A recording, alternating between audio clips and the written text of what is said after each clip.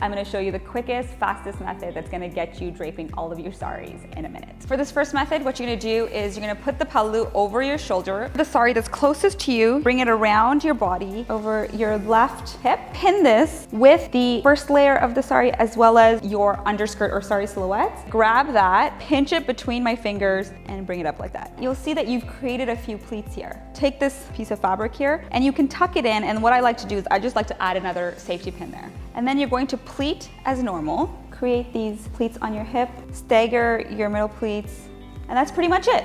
Method number 2 involves creating the pleats right here and pinning all the pleats together. Create these pleats, and then you want to gather all of that with the first layer of the sari and your underskirt or Saree Silhouette and pin it all together. And that's pretty much it. For method number 3, you want to pleat your front pleats first, stagger your pleats, and then pin them together. You want to make sure that the last pleat is at a point where if you were to fully extend your arms and hold the border like this, you have enough fabric to do that. Hold this and then bring the pleats up and then tuck the pleats into the front. Reach your hands into this little opening here where you haven't tucked in the sari. Reach underneath all of these pleats, pull that to your right hip, and you should get a little bit of sari here. And what that does is it tightens this entire section of your sari, and you can guide the pleats to however you'd like them to look. And that's pretty much it.